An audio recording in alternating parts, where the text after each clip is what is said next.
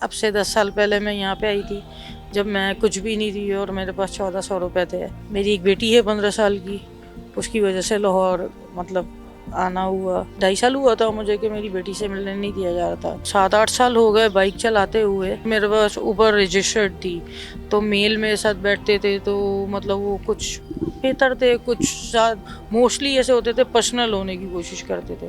जाहिर सी बात है, आप कंजर्वेटिव माइंड हर कोई रखता है। अभी लड़कियां स्कूटी चला रही हैं, अवेयरनेस बड़ी, मज़ा आता है।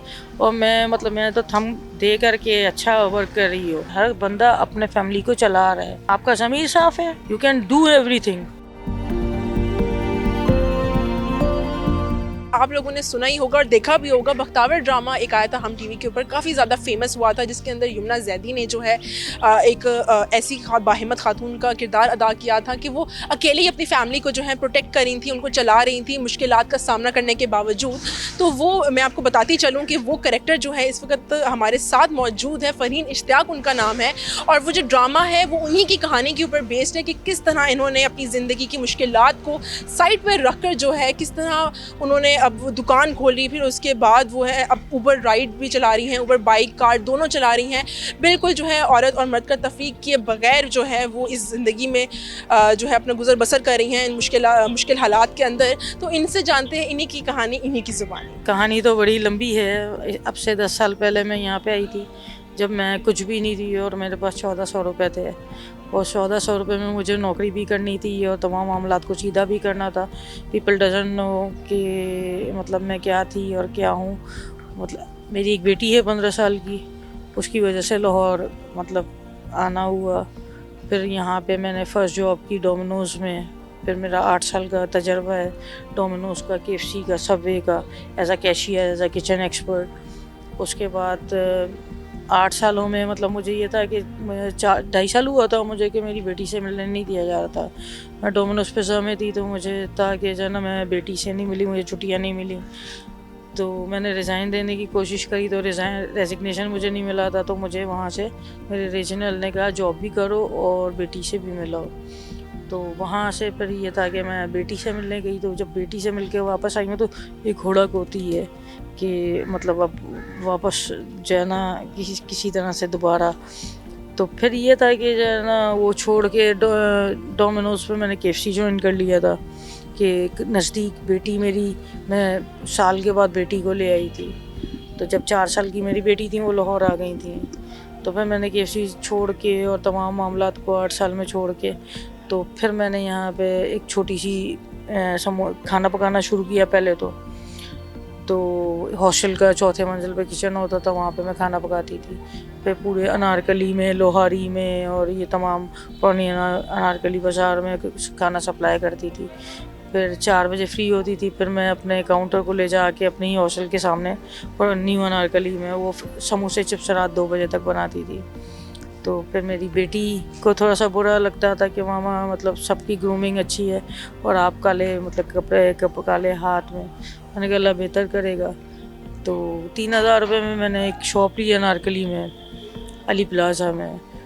तो वहाँ पे फिर थोड़ा सा यही चीज़ें मेंटेन की। उसके बाद फिर ये था कि जब तकाज़ा बढ़ता रहा बेटी का, तो फिर मैंने एक परचून की दुकान बना ली थी छोटी सी।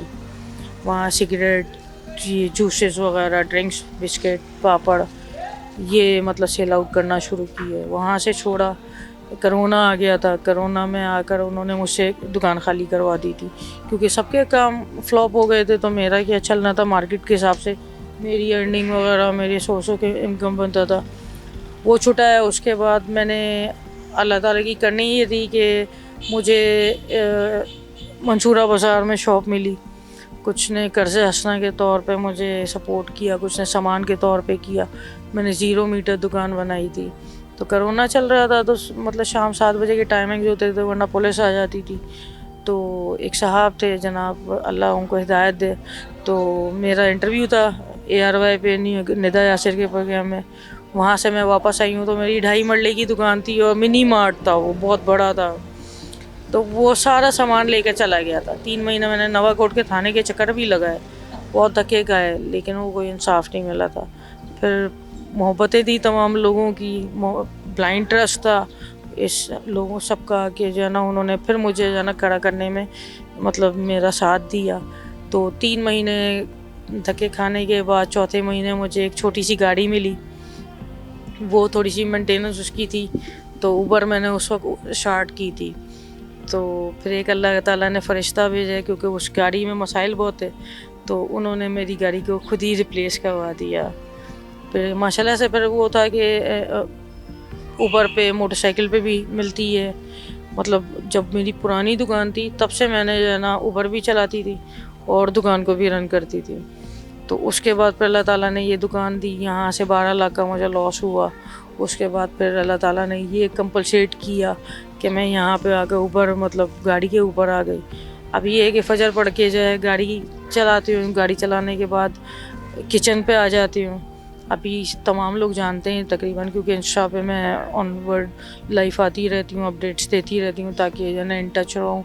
जिन लोगों का ब्लाइंड ट्रस्ट है, जिन लोगों की उम्मीदें मुझसे बंधी हुई हैं, वो टूटे ना कहीं पर भी। तो मुझे बताइएगा कि एक ड्रामा बड़ा मशहूर हुआ था बख्तावर नामी टीवी के ऊपर, उसके बारे में बताइएगा कि वाकई वो आपकी कहानी पर मबनी है और कितनी हकीकत है उसमें। देखिए, वो पूरा का पूरा मुझ पे बना है और तर्ज ज़िंदगी भी मेरी है। उसको हाईलाइट भी मेरे ही नाम से किया गया है। और अगर आप मतलब एक न्यूट्रली अगर सोचिए कि जब वो बना था तो ट्वीटेड हो गया, गैलेक्सी लॉलीवुड हो गया, उसमें मेरी ही तस्वीर आई हुई थी। और अगर मैं अपने ऊपर लूँ तो ज़ाहिर सी बात है, जो मतलब ये तो यमुना ज़ैदी के भी अल्फाज हैं, तो उसने भी यही बात करी थी। और सेकंड ये कि 80% ड्रामा वो मुझ पे है। पहले बहुत क्रिटिसिज्म होती थी, अभी नहीं है। तकरीबन मुझे अब तो 7-8 साल हो गए बाइक चलाते हुए, और पहले मुझे अनकंफर्टेबल फील होता था क्योंकि मेरे पास ऊबर रजिस्टर्ड थी। तो मेल मेरे साथ बैठते थे, तो मतलब वो कुछ बेहतर थे, कुछ साथ मोस्टली ऐसे होते थे पर्सनल होने की कोशिश करते थे। जाहिर सी बात है, आप कंजर्वेटिव माइंड हर कोई रखता है। तो मुझे भी मतलब मैं अपने काम से काम रखने वालों में से, मैं मतलब ज़्यादा टॉकेटिव नहीं हूँ। तो मुझे ये होता था कि नहीं, मतलब क्यों मुझसे पर्सनल हो रहा है कि आपकी आवाज़ लड़कियों वाली है, आपका मतलब जो है ना थोड़ा थोड़ा शक्ल लड़कियों वाली है। मुझे वो इरिटेट होता था कि क्यों आपको मैंने उठाया है, उठाने के बाद मैंने आपको ड्रॉप ऑफ देना है। तो वो फिर मुझे एक चीज़ जहन में चलती रही, फिर मैंने वहाँ से स्किप किया। स्किप करने के बाद फिर मैंने प्राइवेट राइड्स लेनी शुरू कर दी। मेरे हॉस्टल की हो गई, एनसीए की, जीसी की, पीयू की, अदर नमल की। तो वो उनके पास जाके मैंने अपनी प्रमोशन खुद की। तो अपने नंबर को डिस्ट्रीब्यूट किया कि आपने जब भी मंगवानी हो, जितने भी हैं, तो आपको फिजिबल रेट्स में जो है ना फेयर में आपको मैं ले जाऊंगी। तो वो होते होते अब ये है कि लड़कियों से सलाम दुआ इंट्रैक्शंस बहुत अच्छी बन गई हैं कि फिर मैंने वो स्किप करके जब गाड़ी में हुआ तो फिर ये था कि आप अनकंफर्टेबल नहीं, क्योंकि ज़ाहिर है तो मेरे साथ ज़्यादातर फैमिलीज़ होती हैं और इंडिविजुअल मतलब ज़्यादातर स्टूडेंट्स होते हैं। अगर मेल भी हैं तो स्टूडेंट्स हैं जो एजुकेटेड हैं। आपको पता चल जाता है कि मतलब ये मशकूक है या ये एंकी पेंकी करने वाला बैठेगा, तो फिर मैं वो राइड को ही कैंसिल कर देती हूँ, क्योंकि हमारा राइड बनता है कि अगर हमें कोई राइड समझ में नहीं आती तो हम नहीं लेते। हाँ, कंट्रोवर्सीज करने के लिए, या आपको पता अभी तो अवेयरनेस इतनी ज़्यादा बढ़ गई है माशाल्लाह से कि अब टॉलरेट नहीं करते लोगों को। अभी लड़कियां स्कूटी चला रही हैं, अवेयरनेस बढ़ी है, मज़ा आता है। और मैंने तो थम दे करके अच्छा वर्क कर रही हो। थोड़ा सा अपने गेटअप के बारे में बताइएगा। दरअसल मेरा जो डोमिनोज में कदम था ना, वहाँ पे यूनिफॉर्म आपको पता है सबका ही पैंट शर्ट है, टी शर्ट है, वो तो था ही था। लेकिन एक मतलब आप जब यूनिफॉर्म पहनते हो ना तो आप एक एनर्जेटिक फील करते हो। तो आप मतलब जब जाते थे स्ट्रेंथ होती थी, तमाम चीज़ें होती थी, आपको हुनर देते थे लोग। लेकिन जब आपको नहीं पता था कि ज़िंदगी पलट भी सकती है, तो फिर जब मतलब मेरी जॉब वगैरह छोड़ दी थी मैंने, और मुझे जब खाना पका के नीचे उतरना पड़ता था, तो फिर मैंने शलवार कमीज़ पहनना होता था। फिर मुझे नहीं मालूम था यही मार्केट में मैंने अपने पैरों को जमाना है। तो फिर मतलब लोगों की साइकी बहुत ख़राब थी। मतलब वहाँ पे जब ऑब्ज़र्व किया तो फिर मैंने कहा कि चलो इसलिए मैं जो है ना काम करके देखते हैं, क्योंकि आपको रात 2-2 बजे तक, 3-3 बजे तक समोसे बेचने होते थे। फिर ये हुलिया मतलब अपनाया कि जो है ना कमाना तो है, ज़ाहिर सी बात है। मैं एक तो परदेश में, फिर मुझे बेटी को एजुकेशन देनी है, कई लोगों को ऐसा सवाल होता है कि पर्दे में भी लोग नहीं छोड़ते, टू बी ऑनेस्ट के पर्दे में भी नहीं छोड़ते। आप खुद से सही हो, आपका ज़मीर सही है, आप इस मार्केट में कहीं पर भी चले जाएं, आप मेरे बारे में पूछ लें, अनारकली मार्केट में चले जाएं कि ये खातून कैसी है, वो बता देंगे। पट्टी और धूल किसी का ना झोंके, सबको पता होता है। अवेयरनेस फैल रही है, उसको पॉजिटिविटी की तरफ लेकर आएँ, मुस्बत लेकर आएँ। जो कह रहा है आप उससे डरे नहीं, आपने अपना काम करना है सिंसियरिटी के साथ, ऑनेस्टी के साथ, और घर से निकलने में और प्रोफेशनलिज्म अपनाने में कोई हर्ज नहीं है। इसमें आप दो टोक होकर, आप हिजाब में हैं, नहीं है, वेल में है, दुपट्टे में है, आपको पता है यू आर राइट। आपने अपने घर के लिए करना है। First priority is your family, कि आप ठीक हैं तो ज़माना ठीक है, आप ठीक नहीं है तो ज़माना भी ख़राब है। तो निकलें और निकल के स्कूटी चलाएं, मोटरसाइकिल चलाएं। मैं आपके साथ हूँ भाई, मुझे मज़ा आता है आप लोगों को थम करते हुए, मुझे मज़ा आता है आप लोगों को हंसी मजाक करते हुए, आपको विश करते हुए कि हाँ मुझे मालूम है, क्योंकि मुझे मालूम है ना कि मैंने जो बहुत सारी चीज़ों को फेस की है। और मुझे अगर कोई कहता है कि नहीं फ़लाँ लड़की क्यों नौकरी कर रही है, तो मैंने उसको खरी खरी सुनानी होती है कि तुम राशन दे दो। मतलब हर कोई, आप भी हैं या कोई भी है, हर बंदा अपने फैमिली को चला रहा है। आपका ज़मीर साफ़ है, you can do everything. Farheen Ishtiaq की कहानी तो आप लोगों ने सुन ही ली होगी उन्हीं की ज़बानी।